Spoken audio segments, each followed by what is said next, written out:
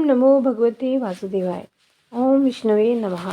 एकादशी तिथि भगवान विष्णु को अति प्रिय है। साल में 24 एकादशी होती है। हर मास में कृष्ण पक्ष और दूसरी एकादशी शुक्ल पक्ष में होती है, लेकिन इस साल अधिक मास होने के कारण 26 एकादशी पड़ी। मोक्षदा एकादशी के दिन ही गीता जयंती भी मनाई जाती है, क्योंकि इसी दिन भगवान श्री कृष्ण ने कुरुक्षेत्र में अर्जुन को गीता का उपदेश दिया था। लेकिन इस साल मोक्षदा एकादशी की तिथि को लेकर असमंजस की स्थिति बनी हुई है। तो आइए जानते हैं मोक्षदा एकादशी का व्रत कब रखा जाएगा, क्या पूजा का शुभ मुहूर्त है। साल की आखिरी एकादशी को मोक्षदा एकादशी कहते हैं। इस साल मोक्षदा एकादशी का व्रत 22 और 23 दिसंबर दोनों दिन रखा जाएगा। 22 दिसंबर को स्मार्त लोग और 23 दिसंबर को वैष्णव लोग व्रत रखेंगे। मान्यता है कि इस दिन व्रत रखकर भगवान विष्णु की विधि विधान के साथ पूजा करने से संतान सुख की प्राप्ति होती है, साथ ही जीवन में सभी तरह के कष्ट भी समाप्त होते हैं। मृत्यु के पश्चात जातक को मोक्ष की प्राप्ति होती है। वही इस दिन पितरों को मोक्ष के लिए भी व्रत रखा जाता है। मोक्ष एकादशी के व्रत के साथ साथ उसके पारण का भी बहुत महत्व है। शेष पंचांग के अनुसार मार्गशीर्ष महीने की एकादशी तिथि की शुरुआत 22 दिसंबर दिन शुक्रवार को सुबह 7:35 से हो रही है। इसका समापन अगले दिन यानी 23 दिसंबर दिन शनिवार सुबह 7:56 पर होगा। द्वादशी तिथि ना तो 22 दिसंबर को सूर्योदय में व्याप्त हो रही है, ना ही 23 दिसंबर को, इसीलिए द्वादशी तिथि का क्षय हो रहा है। क्षय होने के कारण आप व्रत दोनों दिन रख सकते हैं। एकादशी व्रत में पारण का महत्व होता है। अगर जातक मुहूर्त में पारण नहीं करता तो उसका व्रत निष्फल माना जाता है। वहीं जो लोग 22 दिसंबर को व्रत रखेंगे वे 23 दिसंबर को सुबह 7:49 पर पारण करेंगे, और वही जो लोग 23 दिसंबर को व्रत रखेंगे वे पारण अगले दिन यानी 24 दिसंबर को सुबह 6:49 तक कर लें। एकादशी तिथि भगवान विष्णु को समर्पित रहती है। इस दिन भगवान विष्णु की पूजा आराधना की जाती है। वहीं संध्या काल में भगवान विष्णु और माता लक्ष्मी की पूजा का विधान है। एकादशी के दिन भगवान विष्णु व माता लक्ष्मी की पूजा करने का शुभ मुहूर्त शाम को 4 बजे से लेकर 5 बजे तक का है। एकादशी के एक दिन पहले तामसिक भोजन बंद कर दें। इसके बाद एकादशी के दिन सुबह उठकर स्नान कर सूर्यदेव की उपासना करके व्रत का संकल्प लें। ब्रह्मचर्य रखकर एकादशी व्रत का पालन करें। वहीं शाम के समय पीले वस्त्र पहनकर भगवान विष्णु के सामने पीले फूल, पीले फल, धूप आदि से पूजन करें। फिर विष्णु भगवान के सामने ओम नमो भगवते वासुदेवाय नमः मंत्र का जाप करते हुए माता लक्ष्मी की भी पूजा करें। इसके बाद आरती के साथ पूजा संपन्न करें। मोक्षदा एकादशी का व्रत दोनों ही दिन रखा जाएगा, 22 दिसंबर को भी 23 दिसंबर को भी। आप जिस पुरोहित को, पंडित को जानते हैं, आप उनसे मुहूर्त पूछ के ये व्रत रख सकते हैं, क्योंकि इन दोनों ही दिनों में द्वादशी तिथि का क्षय हो रहा है। दोनों ही दिन एकादशी तिथि पड़ रही है, क्योंकि सूर्योदय से पहले द्वादशी तिथि नहीं है, इसीलिए 22 और 23 दिसंबर दोनों को ही एकादशी तिथि पड़ रही है। वैसे पुराणों के अनुसार कहते हैं कि ब्रह्म मुहूर्त में यदि एकादशी तिथि व्याप्त नहीं है, यदि दशमी तिथि में ब्रह्म मुहूर्त में एकादशी तिथि की बजाय दशमी तिथि पड़ रही है, तो आपको यह व्रत रखना नहीं चाहिए। यह संकल्प वैष्णव मत के लिए है, जो गृहस्थ में रहते हैं उनके लिए नहीं है। परंतु यदि आप रखना चाहते हैं तो 23 दिसंबर को द्वादशी तिथि के साथ ही एकादशी तिथि पड़ रही है और द्वादशी तिथि का क्षय हो रहा है, इसलिए आप 23 दिसंबर को एकादशी का व्रत रख सकते हैं। परंतु उससे पहले आप अपने जानकार किसी पंडित पुरोहित को पूछ लें कि एकादशी का व्रत क्या 22 दिसंबर को भी रखा जा सकता है। यदि वे कहते हैं कि यह केवल 23 दिसंबर को रखना है तो आप 23 दिसंबर को ही रखें। आइए सुनते हैं इस वीडियो में एकादशी व्रत की कथा। संपूर्ण कथा है, ध्यान से सुनिए। अर्जुन ने उत्पन्ना एकादशी की उत्पत्ति, महिमा, महात्म्य आदि सुनकर श्री कृष्ण से कहा, हे परम पूजनीय भगवान श्री कृष्ण, हे त्रिलोकीनाथ, आप सभी को सुख और मोक्ष देने वाले हैं, मैं आपको प्रणाम करता हूँ। हे प्रभु, आप कृपा करने वाले हैं, मेरी एक जिज्ञासा को शांत कीजिए। भगवान श्री कृष्ण ने कहा, हे अर्जुन, जो कुछ भी जानना चाहते हो निर्भय होकर कहो, मैं अवश्य ही तुम्हारी जिज्ञासा को शांत करूँगा। हे प्रभु, यह जो आपने मार्गशीर्ष मास के कृष्ण पक्ष की एकादशी के विषय में बताया है, उससे मुझे बड़ी ही शांति प्राप्त हुई है। अब कृपा करके मार्गशीर्ष मास के शुक्ल पक्ष में जो एकादशी पड़ती है उसके विषय में भी बताने की कृपा करें। उसका नाम क्या है, उस दिन कौन से देवता की पूजा की जाती है और उसकी पूजन विधि क्या है? उसका व्रत करने से मनुष्य को क्या फल मिलता है?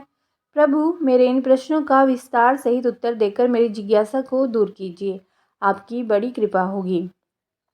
अर्जुन की जिज्ञासा सुनकर श्री कृष्ण बोले, हे अर्जुन, तुमने बहुत ही श्रेष्ठ प्रश्न किया है, इसीलिए तुम्हारा यश संसार में फैलेगा। मार्गशीर्ष मास के शुक्ल पक्ष की एकादशी अनेक पापों को नष्ट करने वाली है। संसार में इसे मोक्षदा एकादशी के नाम से जाना जाता है। इस एकादशी के दिन श्री दामोदर भगवान का धूप दीप नैवेद्य आदि से भक्तिपूर्वक पूजन करना चाहिए। हे कुंती पुत्र, इस एकादशी व्रत के पुण्य के प्रभाव से नरक में गए हुए माता पिता पितर आदि को स्वर्ग की प्राप्ति होती है। इसकी कथा एक पुराण में इस प्रकार से है, इसे ध्यान पूर्वक सुनो। व्याखानस नाम का एक राजा प्राचीन नगर में राज करता था। उसके राज्य में चारों वेदों के ज्ञाता ब्राह्मण रहते थे। राजा अपनी प्रजा का पुत्रवत पालन किया करता था। एक रात्रि को स्वप्न में राजा ने अपने पिता को नरक की यातनाएं भोगते देखा। इस प्रकार का स्वप्न देखकर राजा बड़े ही व्याकुल हुए। वह बेचैनी से सुबह होने की प्रतीक्षा करने लगे। सुबह होते ही उसने ब्राह्मणों को बुलाकर उनके समक्ष अपने सपने की बात बताई। हे ब्राह्मणों, रात्रि को स्वप्न में मैंने अपने पिता को नरक की यातनाएं भोगते देखा। उन्होंने मुझसे कहा कि हे पुत्र, मैं घोर नरक भोग रहा हूँ, मेरी यहाँ से मुक्ति कराओ। जब से मैंने उनके यह वचन सुने हैं तब से मुझे चैन नहीं है। मुझे अब राज्य सुख ऐश्वर्य हाथी घोड़े धन स्त्री पुत्र आदि कुछ भी सुखदायक प्रतीत नहीं हो रहे हैं। अब मैं क्या करूं? कहाँ जाऊं? इस दुख के कारण मेरा शरीर तप रहा है। आप लोग मुझे किस प्रकार का तप दान व्रत आदि बताएं जिससे मेरे पिता को मुक्ति प्रदान हो। यदि मैंने अपने पिता को नरक की यातनाओं से मुक्त कराने का प्रयास नहीं किया तो मेरा जीवन निरर्थक है। जिसके पिता नरक की यातनाएं भोग रहे हो उस व्यक्ति को इस धरती पर सुख भोगने का कोई अधिकार नहीं है। हे ब्राह्मण देवों, मुझे शीघ्र ही इसका कोई उपाय बताने की कृपा करें। राजा के आंतरिक दुख की पीड़ा को सुनकर ब्राह्मणों ने आपस में विचार विमर्श किया। फिर एक मत होकर बोले, राजन, वर्तमान भूत और भविष्य के ज्ञाता पर्वत नाम के एक मुनि हैं। वे यहाँ से अधिक दूर नहीं हैं। आप अपनी यह व्यथा उनसे जाकर कहें, वे अवश्य ही इसका कोई सरल उपाय आपको बता देंगे। ब्राह्मणों की बात मान राजा मुनि के आश्रम पर गए। आश्रम में अनेक शांतचित्त योगी और मुनि तपस्या कर रहे थे।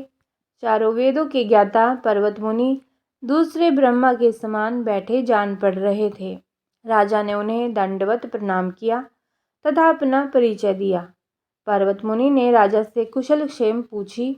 तब राजा ने बताया, हे मुनीश्वर, आपकी कृपा से मेरे राज्य में सब कुशल है, किंतु मेरे समक्ष अकस्मात ही एक ऐसी समस्या आ खड़ी हुई है जिससे मेरा हृदय बड़ा ही अशांत हो रहा है। फिर राजा ने मुनि को व्यथित हृदय से रात में देखे गए स्वप्न की पूरी बात बताई और फिर दुखी स्वर में बोले, हे महर्षि, अब आप कृपया करके मेरा मार्गदर्शन करें कि ऐसे में मुझे क्या करना चाहिए, कैसे मैं अपने पिता को नरक की यातना से मुक्ति दिलाऊं। राजा की बात पर्वत मुनि ने गंभीरता से सुनी। फिर नेत्र बंद कर भूत और भविष्य पर विचार करने लगे। कुछ देर गंभीरता पूर्वक चिंतन करने के बाद उन्होंने कहा, राजन, मैंने अपने योग बल के द्वारा तुम्हारे पिता के सभी कुकर्मों का ज्ञान प्राप्त कर लिया है। उन्होंने पूर्व जन्म में अपनी पत्नियों में भेदभाव किया था। अपनी बड़ी रानी के कहने में आकर उन्होंने अपनी दूसरी पत्नी को ऋतुदान मांगने पर नहीं दिया था। उसी पाप कर्म के फल से तुम्हारा पिता नरक में गया है। यह जानकर व्याखानस ने याचना भरे स्वर में कहा, हे ऋषिवर, मेरे पिता के उद्धार का आप कोई उपाय बताने की कृपा करें। किस प्रकार में इस पाप से मुक्त होंगे? इस पर पर्वत मुनि बोले, हे राजन, मार्गशीर्ष मास के शुक्ल पक्ष में जो एकादशी होती है उसे मोक्षदा एकादशी कहते हैं। यह मोक्ष प्रदान करने वाली है। आप इस मोक्षदा एकादशी का व्रत करें और उस व्रत के पुण्य को संकल्प करके अपने पिता को अर्पित कर दें। एकादशी के पुण्य प्रभाव से अवश्य ही आपके पिता की मुक्ति होगी। पर्वत मुनि के वचनों को सुनकर राजा अपने राज्य को लौट आए और परिवार सहित मोक्षदा एकादशी का विधि पूर्वक व्रत किया। इस व्रत के पुण्य को राजा ने अपने पिता को अर्पित कर दिया। इस पुण्य के प्रभाव से राजा के पिता को सहज ही मुक्ति मिल गई। स्वर्ग को प्रस्थान करते हुए राजा के पिता ने कहा, हे पुत्र, तेरा कल्याण हो। इतना कहकर राजा के पिता ने स्वर्ग को प्रस्थान किया। हे पांडुपुत्र, जो मनुष्य मार्गशीर्ष मास के शुक्ल पक्ष की एकादशी का उपवास करते हैं, उनके सभी पाप नष्ट हो जाते हैं और अंत में वे स्वर्गलोक को प्राप्त करते हैं। इस उपवास से उत्तम और मोक्ष प्रदान करने वाला कोई भी दूसरा व्रत नहीं है। इस कथा को सुनने व पढ़ने से अनंत फल प्राप्त होता है। यह उपवास मोक्ष प्रदान करने वाला चिंतामणि के समान है, जिससे उपवास करने वाले की सभी मनोकामनाएं पूर्ण होती हैं। हे अर्जुन, प्रत्येक मनुष्य की प्रबल इच्छा होती है कि वह मोक्ष प्राप्त करे। मोक्ष की इच्छा करने वालों के लिए मोक्षदा एकादशी का यह उपवास अति महत्वपूर्ण है। पिता के प्रति पुत्र के दायित्व का इस कथा से श्रेष्ठ दृष्टांत दूसरा कोई नहीं है। अतः भगवान श्री हरि विष्णु के निमित्त यह उपवास पूर्ण निष्ठा व श्रद्धा से करना चाहिए। यह पिता के प्रति भक्ति और दूसरों के लिए पुण्य अर्पित करने की श्रेष्ठ और पवित्र कथा है। ओम नमो भगवते वासुदेवाय। इसका उपवास केवल उपवास करने वाले मनुष्य का नहीं है, अपितु उसके पितरों का भी भला करता है। अपने किसी सगे, सहोदर, मित्र, बंधु को भी इस उपवास का फल अर्पण करने से उसके सभी पापों व क्लेशों का नाश हो जाता है। ओम नमो नारायणे। ओम विष्णवे नमः। आपने ये कथा सुनी, जो कि मोक्षदा एकादशी व्रत की कथा है।